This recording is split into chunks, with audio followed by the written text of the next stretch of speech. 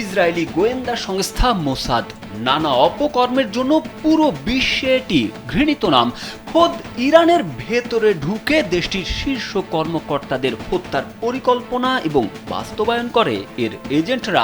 সংস্থাটির এজেন্টরা এর আগেও ইরানে অবস্থানরত ফিলিস্তিনের স্বাধীনতাকামী সংগঠনের রাজনৈতিক প্রধান ইসমাইল হানিয়াকে হত্যা করে। কিন্তু প্রবাদে আছে, বারে বারে ঘুঘু তুমি খেয়ে যাও ধান, এবার ঘুঘু তোমার অধিব পরাণ।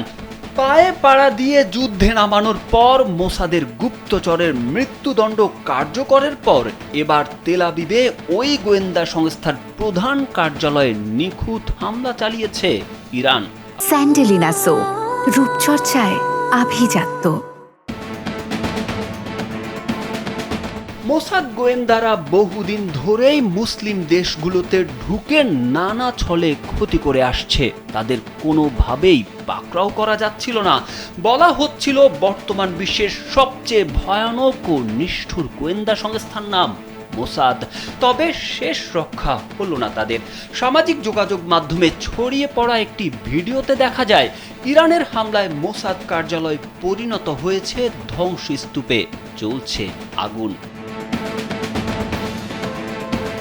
ইসরায়েলের গোয়েন্দা সংস্থা মোসাদের প্রধান কার্যালয় ও সামরিক গোয়েন্দা কেন্দ্রে ক্ষেপণাস্ত্র হামলার দাবি করেছে ইরানের বিপ্লবী গার্ড বাহিনী IRGC।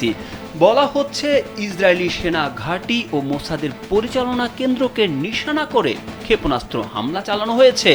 এসব ক্ষেপণাস্ত্র লক্ষ্যবস্তুতে সফলভাবে আঘাত এনেছে।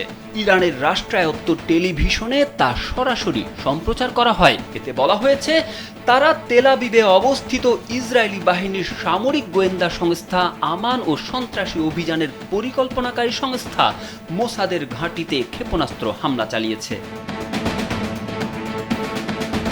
এর আগে ইরানের এক সামরিক কর্মকর্তা হুঁশিয়ারি দিয়ে বলেছিলেন, ইসরায়েলের গোপন ঘাঁটি ও কৌশলগত স্থাপনার অবস্থানগত নকশা এখন তেহরানের হাতে।